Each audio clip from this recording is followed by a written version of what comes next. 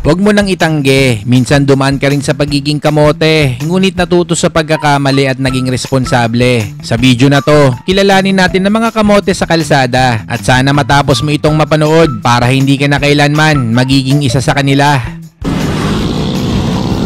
Wag nyo tong tutularan. Lagi mong isipin kaligtasan ng iyong sakay sa likuran. Ugaliin laging magsuot ng helmet dahil ang buhay ay di pwedeng i-reset.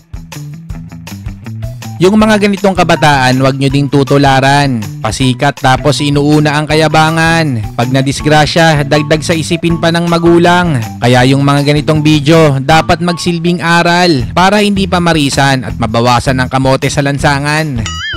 Marahil kung matagal ka nang bumabiyahe sa kalsada, siguradong naka-experience ka na ng ganito. Yung may biglang susulpot sa harapan mo, kaya mapapapreno ka ng todo. At least sa susunod aware ka na may mga ganitong klaseng kamote sa kalsada na walang pakialam sa paligid nila. Andiyan ka pa sa lansangan kung ano mangyari sa'yo dyan? Guys, lagi tayong mag-ingat sa baha. Si Kuya tuloy na-shoot sa butas, naglaho parang bula. Wala tayong magagawa. Pondo kasi ng pagpapagawa. Binubulsa lang ng mga korap na walang pakialam sa kapwa. Parang kabuti itong si kamote, kung saan-saan na lang sumusulpot, walang signal, walang tingin, basta makalusot kahit alanganin. Kung di ka alerto, siguradong disgrasya ang aabutin mo, kaya laging doble ang pag-iingat. Kahit nasa tama ka, pwede ka pa ring masilat. Delikado kasing sumabit sa mga jeep, si Junjun tuloy muntik nang sumilip.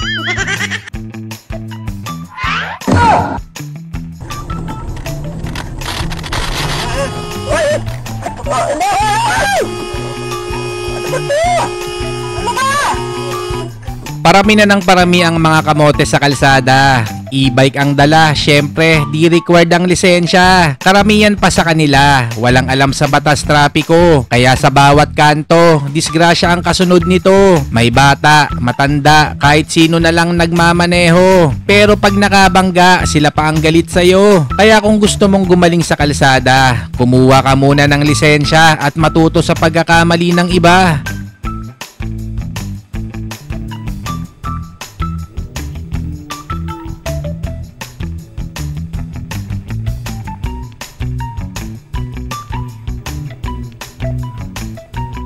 Kahit sino naman maiinis pag nakakita ka ng mga nagkukumpulang kamote na walang dalang kapote. Mga walang pake kahit makaabala sila sa kalsada. Mas maigi pang sumugod ka na lang sa ulan kesa mabansagan kang kamote sa daan.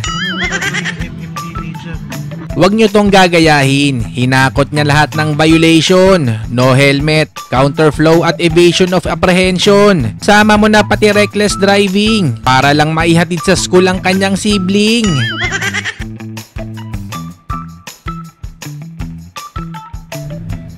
Patay! Patay!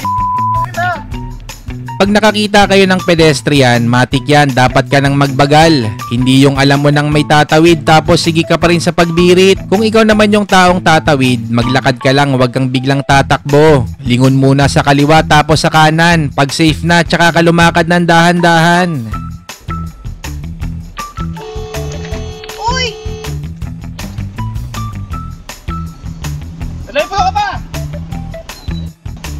Isa rin to sa sakit ng ilang tricycle driver. Sasalubong sa kabilang lane para lang magbaba o magsakay. Wala silang pakialam sa peligro na pwedeng idulot sa kapwa motorista at pasahero.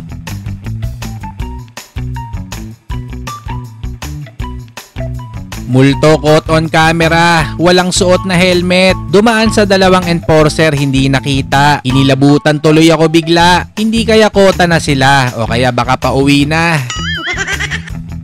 Parang pamilyar tong lugar na to. Muntik na din akong matukso dati dito, buti napigilan ko. Ang hirap kasi sa iba sa atin. Pag walang nakabantay o nakatingin, alam ng bawal, gagawin pa rin.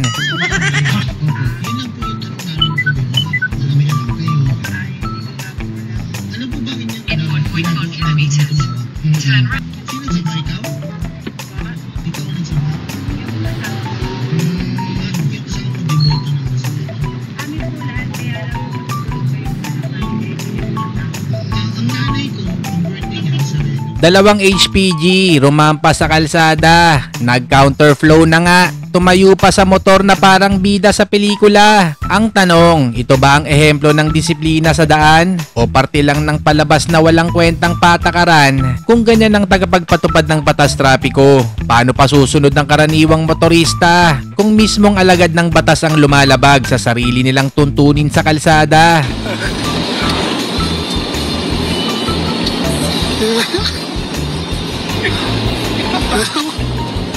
Ay, mga rider.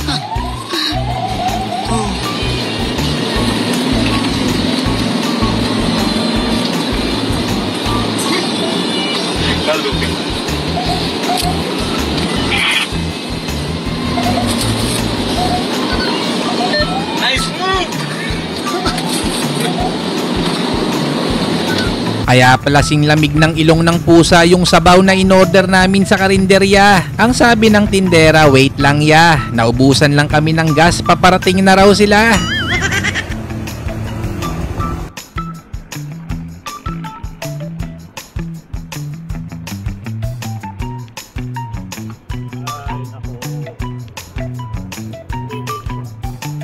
Hindi natin maitatanggi, may mga motoristang laging naka-high beam sa gabi. Pero dapat hindi ka gumante kasi sobrang delikado nito pre. Pwedeng magdulot ng aksidente. Kaya unawain mo na lang, baka may diferensya lang sa mata, malabo ang paningin sa kalsada.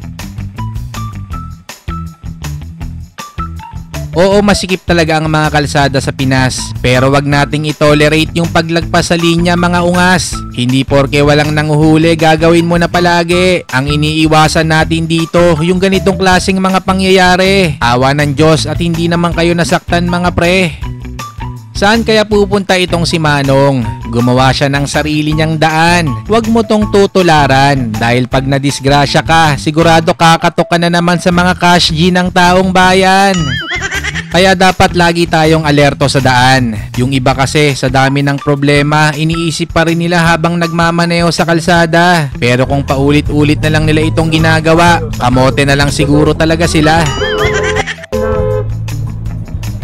Doble ingat pa rin tayo kahit nasa bike lane. May mga driver talaga kasing pasaway. Yung panggigit-git, ginagawa ng habit.